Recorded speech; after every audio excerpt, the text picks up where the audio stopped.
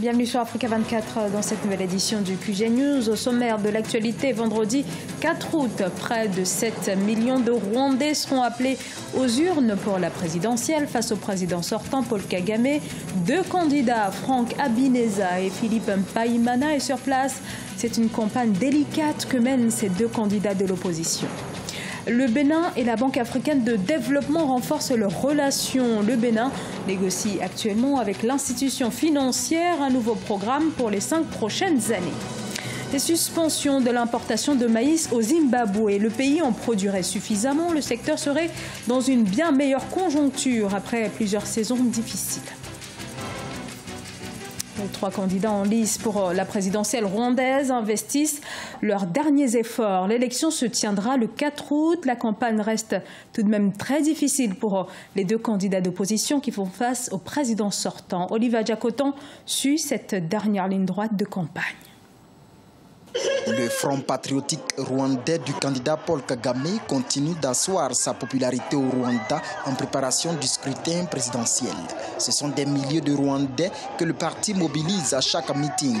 Ici, dans le district de Musanze, deuxième ville du Rwanda, ce rassemblement a drainé 350 000 personnes selon les organisateurs.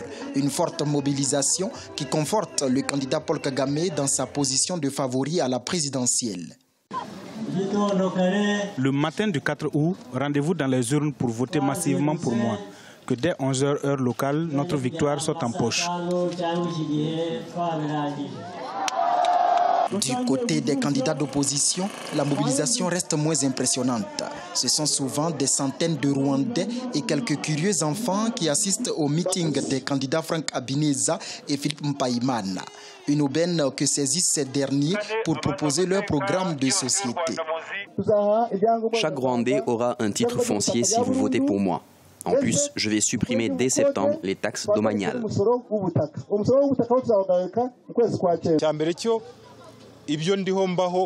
Je vous avoue que je suis très surpris de voir une centaine de personnes venir m'écouter. Je les considère comme les ambassadeurs de mon programme de société auprès des autres. Le candidat Paul Kagame, 59 ans, participe à sa 3e élection présidentielle au Rwanda. Franck Habineza, 40 ans, et Philippe Mpayimana, 46 ans, briguent tous deux pour la première fois la magistrature suprême dans le pays. Les obsèques de Monseigneur Jean-Benoît Bala, évêque de Bafia, célébrées ce mercredi 2 août à Yaoundé au Cameroun. Il sera inhumé ce jeudi dans son diocèse. Le corps sans vie de l'évêque a été retrouvé le 2 juin dans les eaux du fleuve Sanaga, à quelques kilomètres de la capitale. Un décès qui a alors soulevé une vive polémique, celle-ci intensifiée par une enquête à rebondissement. Les autorités béninoises négocient un nouveau programme avec la Banque africaine de développement. Les termes de cet accord de coopération seraient sur le point d'être finalisés pour ce programme capital pour la poursuite de l'action du gouvernement béninois. Les explications de Marcel Farba-Maroun. La finalisation du nouveau document de stratégie pays pour les 5 prochaines années entre le Bénin et la BAD, Banque africaine de développement, est en bonne voie. En effet, suite aux échanges entre les responsables du gouvernement béninois et ceux de l'institution financière panafricaine, un atelier national a eu lieu en fin juillet à Cotonou. Ce nouveau programme permettra donc d'aider l'action du gouvernement béninois, notamment au niveau de l'agriculture et des infrastructures sur la période 2017-2021. Le bilan des 25 années de démocratie et de libéralisme économique révèle que le Bénin, malgré son potentiel, présente de lents progrès vers l'atteinte des résultats de développement durable. Au regard de ces défis, le chef de l'État a clairement affiché son ambition à travers le PAG d'engager des réformes profondes et la transformation structurelle de notre économie pour une croissance inclusive génératrice d'emplois décents, tout en assurant la transition vers une économie verte. Le nouveau cadre d'intervention de la BAD au Bénin sera soumis en septembre prochain au conseil d'administration de l'institution. Et mis à part les différentes composantes prévues par le document de stratégie pays, le Bénin espère que l'accès au guichet de prêts souverains non concessionnels de la BAD lui sera accordé. La BAD partage cette volonté d'accélérer la mise en place de programmes et de projets de développement et s'engage à vous accompagner dans les secteurs où le Bénin a un avantage comparatif. Nous allons notamment vous aider à développer l'agro-industrialisation. Le portefeuille actuel de la BAD au Bénin comprend 11 opérations pour un montant de 355 millions de dollars. Lancé le 16 décembre 2016, le programme d'action du gouvernement béninois Bénin Révélé devrait nécessiter une enveloppe globale de 9 039 milliards de francs CFA, dont 39% serviront au financement public et 61% au financement privé. En Algérie, une nouvelle hausse est en perspective quant au coût des carburants. Une augmentation de 3 dinars pourrait être appliquée dès 2018, notamment sur le gasoil et le sans-plomb, une mesure qui pourrait être lourde de conséquences quand on sait que les carburants algériens alimentent près de 13% du parc automobile marocain et tunisien. Le Zimbabwe est-il réellement à même de subvenir aux besoins en céréales de ses 16 millions d'habitants? Les autorités ont en tout cas décidé de suspendre les importations de maïs. Elles assurent avoir réussi cette année, et ce, malgré la sécheresse persistante, à relever les niveaux de production. Marcel Farba-Maroun. Suite à la production de maïs jugée suffisante pour satisfaire la demande intérieure, le Zimbabwe a décidé d'arrêter l'importation des céréales.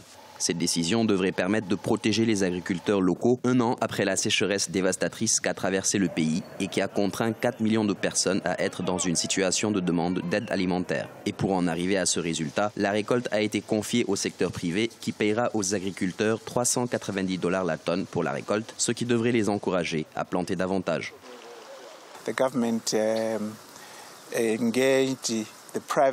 Le gouvernement a engagé le secteur privé pour apporter les ressources requises en termes de financement. Ensuite, à travers un programme qui est favorable à une agriculture contractuelle, il a ensuite mobilisé les agriculteurs pour participer à la production. Le gouvernement a fourni les intrants nécessaires aux agriculteurs. Ensuite, ces derniers se sont rendus dans les fermes pour la production. La saison a été bonne, le capital revenu servant à l'investissement agricole est disponible et donc le gouvernement a raison de dire que la récolte sera exceptionnelle. Au Zimbabwe, près de 70% de la population provient du monde rural et survit grâce à l'agriculture. Le maïs est la culture de base dans ce pays d'Afrique australe. L'agence céréalière zimbabwéenne a également recueilli 200 millions de dollars du gouvernement et du secteur privé pour acheter du maïs aux agriculteurs. Le Trésor public, quant à lui, a prévu 2 millions de tonnes de production de maïs en 2017 contre 511 000 tonnes en 2016. Le Zimbabwe s'attend à environ 3,5 millions de tonnes de maïs alors que 2,5 tonnes sont nécessaires pour la sécurité alimentaire. Pour la consommation du bétail, environ 350 000 tonnes sont nécessaires. Vous vous rendrez donc compte qu'il y a un excédent.